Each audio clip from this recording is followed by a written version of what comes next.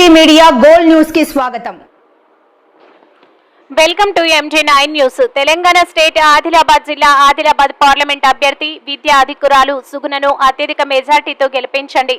రాష్ట్ర పంచాయతీరాజ్ గ్రామీణ అభివృద్ధి శాఖ మంత్రి ధనసరి సీతక్క గత అసెంబ్లీ ఎన్నికల్లో ఇచ్చిన హామీలను అదేవిధంగా పార్లమెంట్ ఎన్నికల సందర్భంగా జాతీయ మేనిఫెస్టోలో పొందుపరిచిన ప్రతి పథకాన్ని ఖచ్చితంగా అమలు చేస్తాం. ఆదిలాబాద్ పార్లమెంట్ అభ్యర్థి సుగుణను గెలిపించే బాధ్యత మరియు రాహుల్ గాంధీని దేశ ప్రధానిగా చేయడమే మన ప్రధాన అంశంగా ముందుకు వెళ్లాలని ఆమె ఈ సందర్భంగా కార్యకర్తలకు ఓటర్లకు మనవి చేశారు.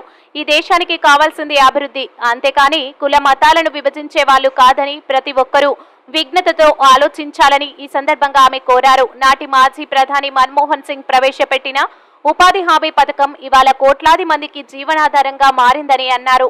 ఈ కార్యక్రమంలో పార్లమెంట్ అభ్యర్థి సుగుణ, కాంగ్రెస్ పార్టీ నాయకులు, కార్యకర్తలు, అభిమానులు తదితరులు పాల్గొన్నారు. AP Telangana MJ9 TV news channel Telangana state incharge Noore Rabbani. వచ్చే మనిషి కాబట్టి తప్పకుండా అదే విధంగా రాహుల్ గాంధీ, సోనియమ్మ ప్రతి మహిళకు అకౌంట్ లో ₹1,00,000 సంవత్సరంలో ఢిల్లీ నుంచి వేసే డబ్బులు.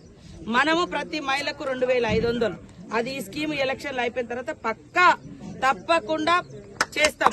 అదే విధంగా రుణమాఫీ కూడా నిన్ననే రామచంద్రుని, శ్రీ భద్రాది రామచంద్రుని మీద ప్రమాణం చేసి రేవంత్ రెడ్డి గారు చెప్పారు. ఎందుకంటే ఇంత తొందరగా మనకు టైం వచ్చింది కాబట్టి అమలు చేయలేకపోయినాం. అయినా కొన్ని పేదోళ్ళు చేసినాం. బస్సులు ఫ్రీ గానీ, ఉచిత కరెంట్ గానీ, 500 గ్యాస్ గానీ.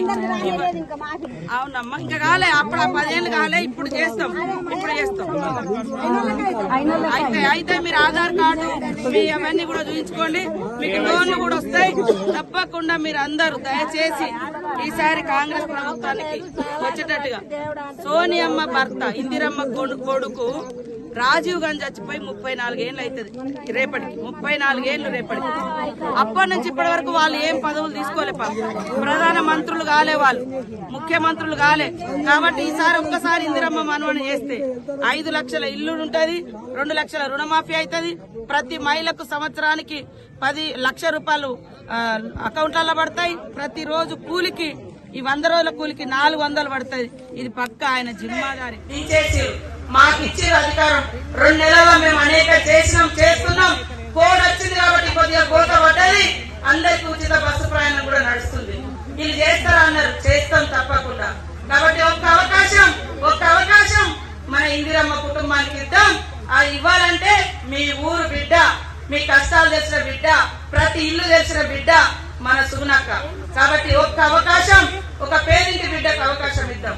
మీరు వాళ్ళని చూసిరు. నగేష్ బీజేపీ తరఫున నిలబడ్డాడు. ఆయన ఎంపీగా చేసిండు గతంలో. మీ ఊరికి ఎన్నిసార్లు వచ్చిండో నాకు తెలియదు. ఎమ్మెల్యేగా చేసిండు, మంత్రిగా చేసిండు. ఒక ముఖ్యమంత్రి తప్ప అన్ని పదవులు వచ్చినాయి ఈ రాష్ట్రంలో. అవునా కాదా? మరి ఆయన ఈ రాష్ట్ర జిల్లాకు ఏం చేసిండు? ఎక్కడ వేసిన గొంగడు అక్కడే ఉంది. అట్లనే సక్కు గారు కూడా 2 సార్లు ఎమ్మెల్యే చేసిండు. వాళ్ళ పార్టీ వాళ్ళే ఈయన ఎమ్మెల్యేకి పనికిరాలని టికెట్ ఇవ్వాలి. ఒక ఎమ్మెల్యే పనికి రానటువంటి వ్యక్తి 7 నియోజకవర్గాల ఎమ్మెల్యేల పని ఒక ఎంపీగా ఆయన చేయగలుగుతారా?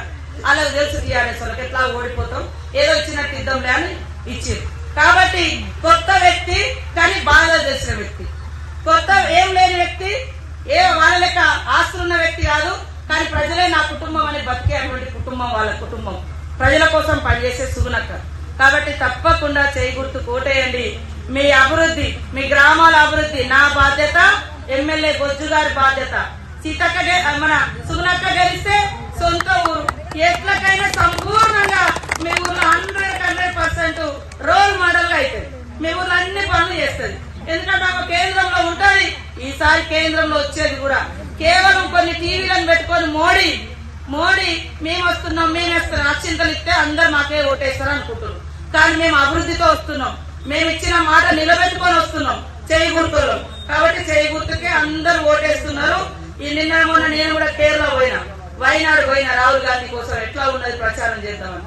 అందరు పోయినసారి గల్లీ కదా ఈ బీజేపీ ఎంపీ ఉన్నాడు కదా, ఈ రోజు వరకు వాళ్ళే కదా ప్రజల నుంచి ఇక్కడ దేశంలో ప్రధానమంత్రి. మళ్ళీ ఓటేస్తే ఏమవుతుంది? మళ్ళీ ఓటేస్తే గదే దేవుడి పేరు. అదే దేవుడు అనేది నా ఊర్లో నాకు ఒక దేవుడు ఉంటాడు. ఇక్కడ ఆంజనేయ స్వామిని మొక్కుతాం, మా దగ్గరికి పోతే సమ్మక్క సారక్కని ఎక్కువ మొక్కుతాం. ఇంకా కొన్ని ఏ ఊర్లో ఎల్లమ్మ ఉన్నది, మల్లమ్మ ఉన్నది, బీరన్న దేవుడు ఉన్నాడు, ఆంజనేయ స్వామి ఉన్నాడు, శ్రీరాముడు ఉన్నాడు, వెంకటేశ్వర స్వామి ఉంది. అది ఎవరి ఇష్టం వాళ్ళు. వాళ్ళకి ఈ దేవుడు, ఈ పార్టీ వాళ్ళకి ఆ దేవుడు. ఇట్లా పార్టీల వారిగా దేవుళ్ళు ఉంటారా? నమ్మకాల వారిగా ఉంటారు, నమ్మకాల వారిగా ఉంటారు, లేకుంటే కులాల వారిగా కూడా ఉన్నారు. ఎందుకంటే ఆ కులంలో వాళ్ళు ఎందుకంటే ఎప్పుడో ఆ దేశం, ఆ ప్రాంతం కోసమో, ఆ కులం కోసమో, ఆ హక్కుల కోసమో పోరాడి మరణించిన వాళ్ళు, లేదా మనకు ఒక నమ్మకం, మనకు ఒక విశ్వాసం. మన ఇళ్లలో కూడా మనం పెద్దలకు మొక్కుకుంటాం. పెద్దలు అంటే మనల్ని అన్నోళ్ళు, మన తాత ముత్తాతలు. ఎందుకు మొక్కుతాం? మనకు వాళ్ళే దేవుడు, కనిపెంచారు, మనకు జీవితాలు ఇచ్చారు. మరి ఇట్లా ఉంటాయి కానీ దేవుడిని తీసుకొచ్చి ఓట్ల కాడ పెట్టి ఇవాళ విభజన రాజకీయాలు చేస్తున్నారు. మీరు అందరు ఆలోచించండి. ఇవాళ ఈ దేశం కోసం పోరాడి జైలు పోయింది ఆ రోజు నెహ్రూ గారు, ప్రాణాన్ని ఇచ్చింది ఇందిరమ్మ. రేపటికి 34 సంవత్సరాలు అవుతుంది రాజీవ్ గాంధీ గారు చనిపోయి. రాజీవ్ గాంధీ గారు ప్రధానమంత్రిగా ఉన్నప్పుడు చనిపోయిండు. ఆ రోజు నుంచి ఈ రోజు వరకు ఒక్క పదవి కూడా, ఒక ప్రధానమంత్రి గాని, ఒక కేంద్ర మంత్రి గాని, ఒక రాష్ట్రపతి గాని, ఒక గవర్నర్ గాని, ఒక ముఖ్యమంత్రి గాని తీసుకోకుండా దేశం కోసం కష్టపడుతున్నది సోనియమ్మ, రాహుల్ గాంధీ, ఇందిరా, మన ప్రియాంక గాంధీ. అదేవిధంగా వాళ్ళకి సొంత ఇల్లు కట్టుకోకుండా కోట్లాది మందికి ఇల్లు కట్టించినటువంటి ఘనత. మీరు ఆలోచించండి.